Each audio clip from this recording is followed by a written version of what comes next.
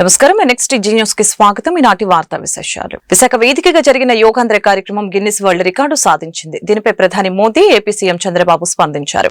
యోగా ప్రజలను మరొకసారి ఏకం చేసిందని ప్రధాని మోదీ తెలిపారు. యోగాను తమ జీవితంలో భాగం చేసుకోవాలనే ఉద్యమాన్ని బలోపేతం చేసినందుకు ఏపీ ప్రజలను అభినందించారు. విశాఖలో జరిగిన యోగాంధ్ర కార్యక్రమం చాలా మందిని ఆరోగ్యంగా ఉంచేందుకు ప్రేరేపిస్తుందని తెలిపారు. ఒక లక్ష్యం కోసం ఐక్యంగా ఉన్నప్పుడు మనం ఏం సాధించగలమో తెలిపేందుకు గిన్నిస్ రికార్డు ఒక నిదర్శనమని ఏపీ సీఎం చంద్రబాబు వ్యాఖ్యానించారు. అంతర్జాతీయ యోగా డే నిర్వహణ ద్వారా ఏపీ సాధించిన ప్రపంచ రికార్డు రాష్ట్రంలోని ప్రతి ఒక్కరి విజయమని అన్నారు. ఈ అద్భుత ఘనతను సాధ్యం చేసిన ప్రతి ఒక్కరికి సీఎం కృతజ్ఞతలు తెలిపారు. ప్రజల ఉత్సాహం, అంకిత భావం ఎంతో స్ఫూర్తిదాయకమని అన్నారు. యోగాంధ్ర ప్రపంచ రికార్డులో భాగస్వాములైన అందరినీ సీఎం అభినందించారు.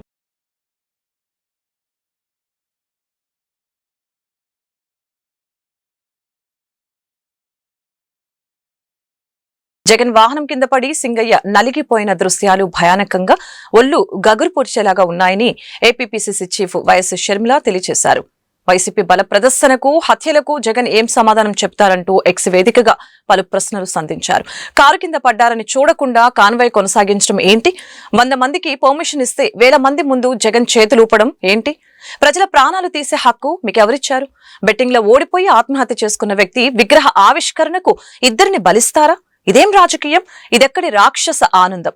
మీ ఉనికి కోసం జనాలను టైర్ల కింద తొక్కుకుంటూ పోతారా? ప్రజల ప్రాణాలతో శవ రాజకీయాలు చేస్తారా? కారు సైడ్ బోర్డు మీద నిలబడి ఒక నాయకుడిగా కాన్వాయ్ మూవ్ చేయించడం సబబేనా? ఇది పూర్తిగా జగన్ బాధ్యత రాహిత్యానికి అద్దం పడుతోంది. పర్మిషన్ కు విరుద్ధంగా జన సమీకరణ జరుగుతూ ఉంటే పోలీసులు ఎలా సహకరించారు? ఎందుకు ప్రేక్షక పాత్ర వహించారు? ఇంటెలిజెన్స్ వ్యవస్థను ఎందుకు నిద్రపుచ్చారు? ప్రజా సమస్యలపై పోరాడితే ఆంక్షల్ని కాంగ్రెస్ పార్టీకేనా? కాంగ్రెస్ చేసే ఉద్యమాలకు, ధర్నాలకు హౌస్ అరెస్టులు చేస్తారు, దీక్షలు భగ్నం చేస్తారు, ర్యాలీలను తొక్కిపెట్టి మా గొంతు నొక్కుతారు. వైసీపీ చేసిన బల ప్రదర్శనలకు, హత్యలకు జగన్ ఏం సమాధానం చెప్తారు? కూటమి ప్రభుత్వం ఏం సమాధానం చెబుతోంది అని షర్మిల ప్రశ్నించారు. వైసీపీ అధినేత వైఎస్ జగన్మోహన్ రెడ్డి రెండపాల పర్యటన సందర్భంగా మృతి చెందిన సింగయ్యకు సంబంధించి సంచలన వీడియో ఒకటి వెలుగులోకి వచ్చింది. సింగయ్య తొలుత జగన్ కాన్వాయ్లోని వాహనం ఢీకొని మృతి చెందాడని భావించారు. అయితే జగన్ కారే స్వయంగా సింగయ్య మెడపై నుంచి వెళ్లిన వీడియో తాజాగా సామాజిక మాధ్యమాల్లో వైరల్ అవుతోంది. సింగయ్యను ఢీకొట్టింది సాక్షాత్తు జగన్ ప్రయాణించిన వాహనమేనని వార్తలు రావడంతో రంగంలోకి దిగిన పోలీసులు ఘటన జరిగిన ప్రదేశంలోని సీసీటీవీ ఫుటేజ్ ని పరిశీలించడంతో పాటు ప్రత్యక్ష సాక్షుల నుంచి వివరాలు సేకరించే పనిలో నిమగ్నమయ్యారు. పల్నాడు జిల్లా రెండపాల పర్యటన సందర్భంగా మాజీ సీఎం వైఎస్ జగన్ వాహనం ఢీకొని సింగయ్య మృతి చెందిన విషయం తెలిసిందే.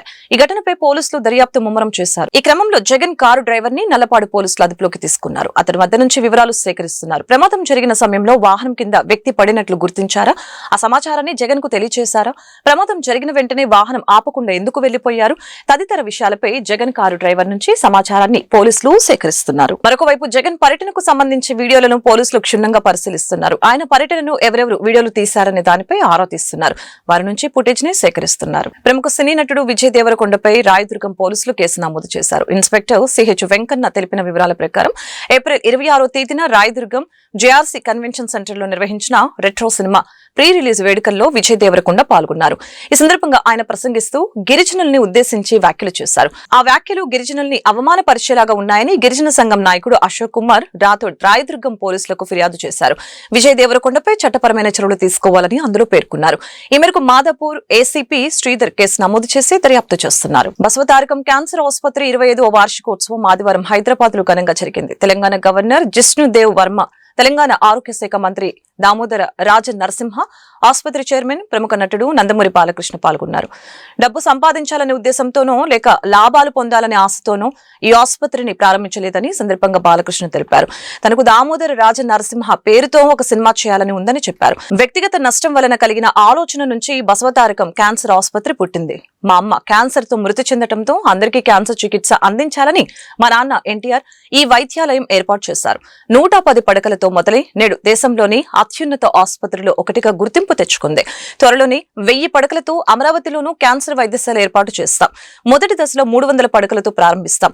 మాకు అన్ని విధాలుగా సహకారం అందిస్తున్న తెలుగు రాష్ట్రాల ప్రభుత్వాలకు, ముఖ్యమంత్రులకు ధన్యవాదాలు అని బాలయ్య తెలిపారు. Today, 25 years later, we stand as a 650-bed comprehensive cancer care institution, one of India's foremost, a place where technology meets trust, science meets soul, and medical expertise meets unwavering excellence. In addition to our already world-class state-of-art of equipment today. We have marked a new milestone inauguration. Hackcoin with Hypersight, India's first advanced LINAC accelerator system, and offering CT level imaging accuracy via its Hypersight CBCT technology, enabling precision guided radiotherapy with faster imaging to reduce patient motion and improve dose targeting. And the launch of our new interventional suite, Cath Lab, equipped with a cutting-edge image guided system that supports minimally invasive procedures across oncology and critical care, which helps a precision treatment and AI-assisted workflow to enhance procedural accuracy and patient outcomes, where every patient and caregiver is met with empathy, comfort, and respect. We are honored by the recognition bestowed upon us. Yellow media ప్రజలకు వాస్తవాలను చెప్పడానికి బదులు చంద్రబాబుకు దాసోహమై నిత్యం తన అబద్ధపు రాతలతో YS Jagan వ్యక్తిత్వ హననమే లక్ష్యంగా పనిచేస్తున్నాయని గుంటూరు జిల్లా అధ్యక్షులు మాజీ మంత్రి అంబటి రాంబాబు మండిపడ్డారు. గుంటూరు క్యాంపు కార్యాలయంలో మీడియాతో మాట్లాడుతూ వైఎస్ జగన్ సత్తెనపల్లి పర్యటనలో దురదృష్టవశాత్తు రోడ్డు ప్రమాదంలో సింగయ్య అనే అభిమాని చనిపోతే ఆ మరణంపై ఏమాత్రం మానవత్వం లేకుండా ఎల్లో మీడియా క్షుద్ర రాతలతో వైసీపీపై విష చిమ్ముతుందని ఆగ్రహం వ్యక్తం చేశారు. ఏదో ఒక విధంగా దీన్ని వివాదం చేయాలి అనేటువంటి ఉద్దేశంతో వాళ్ళు ప్రయత్నం చేశారు. ఏంటంటే కిరణ్ కుమార్ వెళ్ళి వాళ్ళని పట్టుకొచ్చాడని, ఒక 30-40 మందిని తీసుకొచ్చే ప్రయత్నం చేశాడని రాంచి దాని మీద సింగయ్య మృతుడి యొక్క భార్యను సంతకం పెట్టమని కూడా పోలీసులు ఒత్తిడి చేశారు. అప్పుడు కిరణ్ కుమార్, అక్కడ మా ఇన్ఛార్జ్ కిరణ్ కుమార్, అదేవిధంగా కోటేశ్వరరావు జడ్పీటీసీ వాళ్ళు అడ్డం తిరిగి వీళ్ళు చెప్పింది మీరు రాసుకోండి అని చెప్తే అప్పుడు గత్యంతరం లేని పరిస్థితుల్లో వీళ్ళు చెప్పింది రాసుకున్నారు తప్ప లేకపోతే ప్రీ ప్లాన్డ్గా రాసుకొచ్చారు. ఎందుకని రాసుకొచ్చారంటే పైనుంచి మాకు ఆదేశాలు ఉన్నాయని చెప్పారు. ఆ తర్వాత నేను వెళ్ళి కూడా వాళ్ళకి చెప్పాను, మీరు ఏమి చెప్పాలనుకుంటున్నారో అది వాళ్ళు రాసిన దాన్ని చదువుకొని మీరు సంతకం పెట్టమన్న తర్వాత ఆ చీలి సింగయ్య గారి భార్య, వారి బంధువులు కూడా చదువుకొని వారు చెప్పిందే రాసి ఇచ్చారు. లేకపోతే దానిలోని ఎవరో ఒకరిని పెట్టాలనేటువంటి కుట్ర అప్పుడే ప్రారంభమైందని ఈ సందర్భంగా నేను చెప్పదలుచుకున్నాను. ఆ తర్వాత నాకు చాలా చిత్రం ఏంటంటే దీన్ని పెద్ద రాజకీయం చేయాలనే ప్రయత్నం చేస్తున్నారు. ఇవాళ అసలు ఇన్వెస్టిగేషన్ అథారిటీ అనేది పోలీస్ డిపార్ట్మెంట్ లాగా లేదు. ఆంధ్రజ్యోతి, ఈనాడు వాళ్లే ఇన్వెస్టిగేషన్ అథారిటీ, వాళ్లే కేసు ఇన్వెస్టిగేషన్ చేస్తున్నారు. సింగయ్యను బలి తీసుకున్న జగన్ వాహనం నాకు అర్థం కాలేదు. Is an accident. ఆయన చనిపోయిన మాట వాస్తవం, పోస్ట్ మార్టం చేశారు, యాక్సిడెంట్ జరిగింది. ఏ బండి కింద పడ్డాడో అంటే ఎస్పీ గారు చెప్పాడు పలానా బండి కింద పడ్డాడు అని, పలానా బండి కొట్టింది అని చెప్పారు. మరి బలి ఏంటి?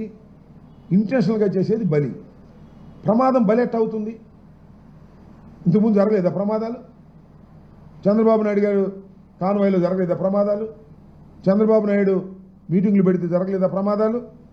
ఈనాళ్ళు ఆ వార్త. ఇది కూడా అంతే. జగన్ వాహనానికి సింగయ్య బలి అంట. ఏంటి మాట నాకు అర్థం కాల. ఎందుకంత అంటే జగన్మోహన్ రెడ్డి గారి వ్యక్తిత్వాన్ని హననం చేయాలి అనేటువంటి ప్రయత్నం. నేను ఒకే ఒక విషయాన్ని చాలా స్పష్టంగా చెప్పదలుచుకున్నా. నిజంగా జగన్మోహన్ రెడ్డి గారికి ఆయన కాన్వాయ్లోనే కాదు, పక్కన ఎక్కడైనా ప్రమాదం జరిగి పడి ఉన్నా కూడా జగన్మోహన్ రెడ్డి గారు కాన్వాయ్ ఆపుకొని వారిని హాస్పిటల్కు చేరేంత వరకు కూడా ఆయన ఊరుకోడు. తిరుపతిలో మళ్లీ యథేచ్ఛగా మద్యం అమ్మకాలు సాగుతూ ఉన్నాయని వైసీపీ నేత భూమన కరుణాకర్ రెడ్డి మండిపడ్డారు. తెల్లవారుజాము నుంచే మద్యం దుకాణాలు, బార్లు తెరుస్తూ ఉన్నారని, 24 గంటల పాటు మద్యం దుకాణాల్లో అమ్మకాలు సాగిస్తున్నారని ధ్వజమెత్తారు. ఎక్సైజ్ అధికారుల ప్రోత్సాహంతోనే ఇది జరుగుతుందని, ఇలాంటి చర్యలు సహించేది లేదని హెచ్చరించారు. తిరుపతిలో ఈ తరహా చర్యలను ఆధారాలతో సహా నిరూపిస్తామని చెప్పారు. తిరుపతి జిల్లా ఎస్పీ, తిరుపతి, చిత్తూరు జిల్లాల ఎక్సైజ్ ఎస్పీలకు విజ్ఞప్తి చేస్తున్నారని, రూల్స్ విరుద్ధంగా సాగుతున్న మద్యం అమ్మకాలపై దృష్టి పెట్టాలని డిమాండ్ చేశారు.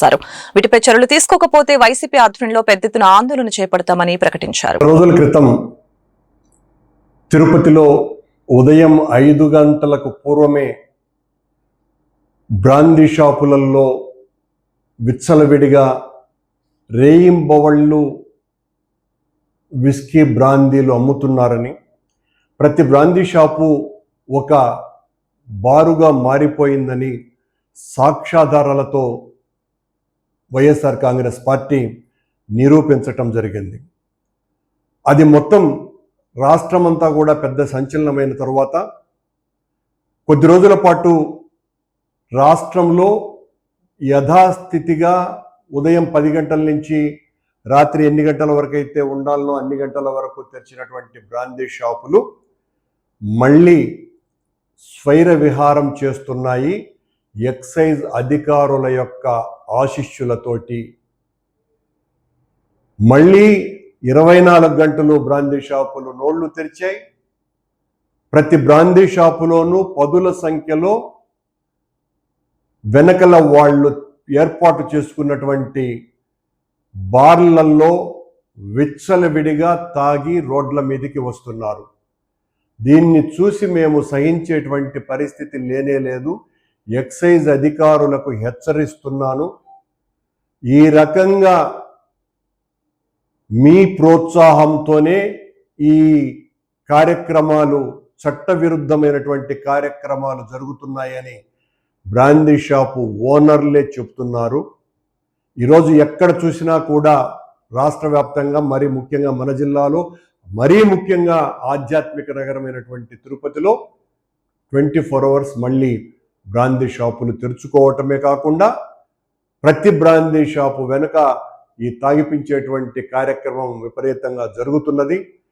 మళ్ళీ మేం దాని మీద పడి ఆ సాక్ష్యాధారాలతో మళ్ళీ నిరూపిస్తే మీ పరువు గంగలో కలిసిపోతుంది. ఎక్సైజ్ అధికారులరా, చట్ట ప్రకారం వ్యవహరించండి. దీని పట్ల నేను ఎస్పీ గారికి, చిత్తూరు అండ్ తిరుపతి ఎస్పీ గారులకు కూడా నేను ఐఎమ్ రిక్వెస్టింగ్, ఈ రకంగా యాంటీ సోషల్ యాక్టివిటీస్ పట్ల మీరు ఉక్కుపాదంతో ఉండకపోతే సమాజానికి మంచి చేసినటువంటి వాళ్ళు అవ్వరు. ఇలాంటి విషయాల పట్లనే మనం మరింతగా గట్టిగా ఉండాల్సినటువంటి అవసరం ఉన్నది. మీరు ఎస్పీలుగా ఉన్నప్పుడు, మరి ముఖ్యంగా ఈ వార్తలు ఇంతటితో సమాప్తం. మరొక బులెటిన్ మళ్ళీ కలుద్దాం. నమస్కారం.